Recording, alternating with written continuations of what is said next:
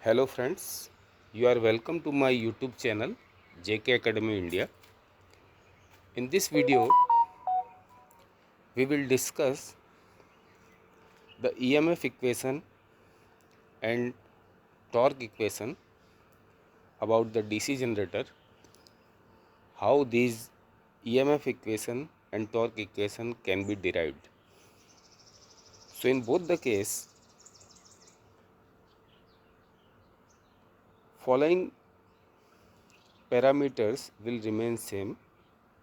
Let P number of pole of the machine, phi is the flux per pole in Weber, Z total number of armature conductors, and N is the speed of armature in RPM.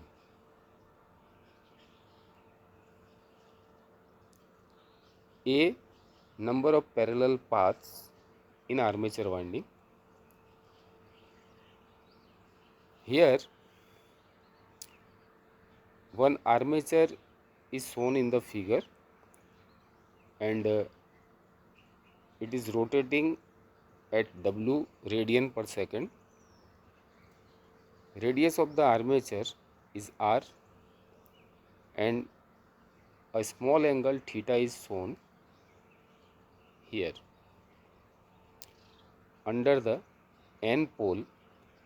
So this is the field and this is armature. In one revolution of armature, flux cut by one conductor will be P phi. P is the number of pole and phi is the flux per pole. So time taken to complete one revolution, T equals to 60 upon N. N is the speed in RPM. Therefore, induced EMF in one conductor E equals to P phi upon T per second. It will become P phi 60 by N. So this will come P phi N by 60. The number of conductors connected in series in each parallel path will be Z upon A. Therefore, induced EMF across each parallel path or across the armature terminal will become E equals to P phi N upon 60 multiplied by Z upon A.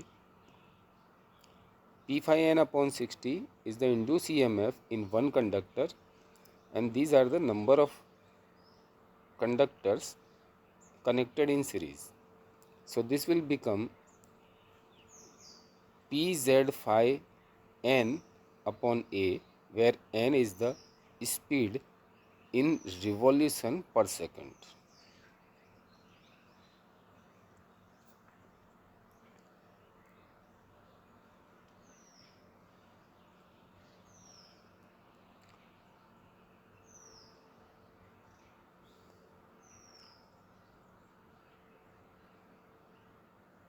And it is denoted by small n, speed in per second. For a given machine, the number of pole and number of conductors per parallel path Z by A are constant. Therefore, E will be K phi N, where K equals to Pz by A, or E equals to K1 phi N, where K1 will be Pz by 60 A. Therefore, E is proportional to phi N, or we can say E is proportional to phi omega, where omega is angular velocity in radian per second. Thus, we conclude that EMF induced is directly proportional to flux per pole and speed of the armature.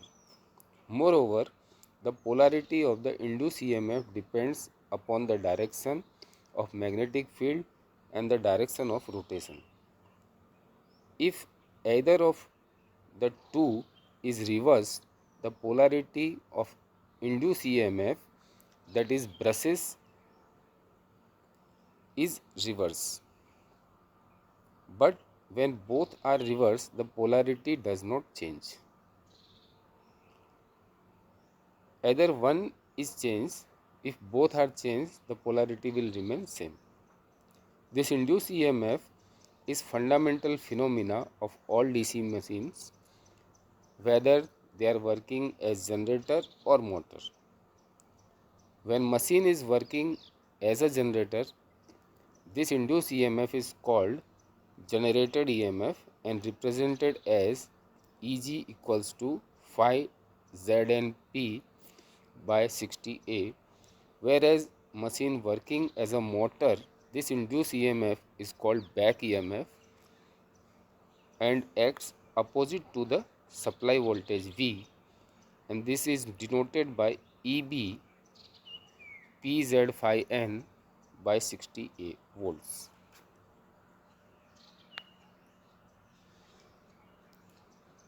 Now we will see the torque equation.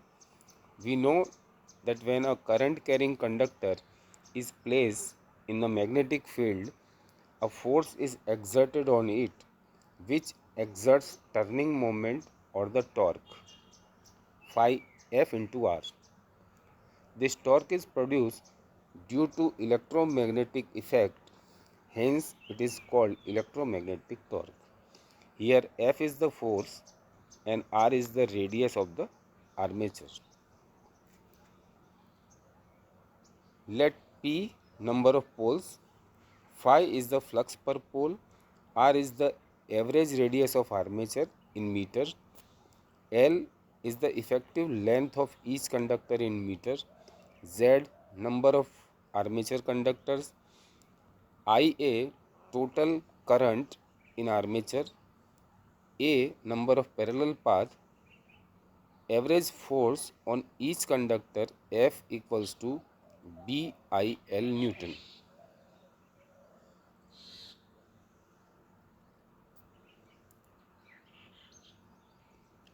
Torque due to one conductor will be F into R Newton meter. Total torque developed in the armature will become ZBILR, where F is equal to BIL.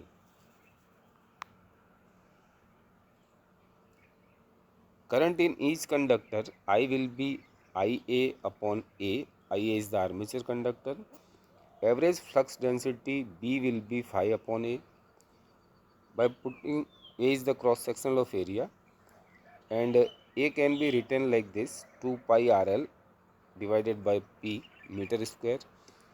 So B will be phi P upon 2 pi RL. Substituting these value in this equation, we will get T equals to Z into phi P upon 2 pi RL into IA upon A into L into R. Hence, T will be Pz phi Ia upon 2 pi A. Alternatively, the power developed in armature can be given as E into Ia. So, this will become 2 pi n T by 60, and finally the T we have taken as this. For a particular machine, the number of poles P, number of conductors per parallel path Z by A are constant. So we can say that torque equals to K phi Ia upon 2 pi, where K is Pz by A,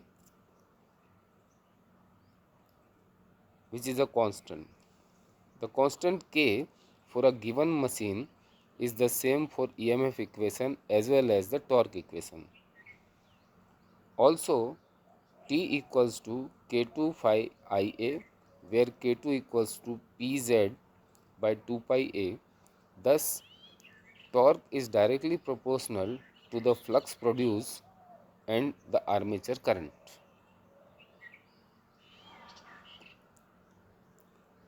Thus, we conclude that torque produced in the armature is directly proportional to flux per pole of the and armature current. Moreover, the direction of electromagnetic torque developed in the machine depends upon the direction of flux or magnetic field and the direction of flow of current in armature conductors.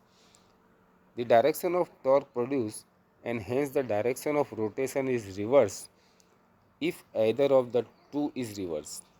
But when both are reversed, the direction of the torque does not change. So, thanks for watching.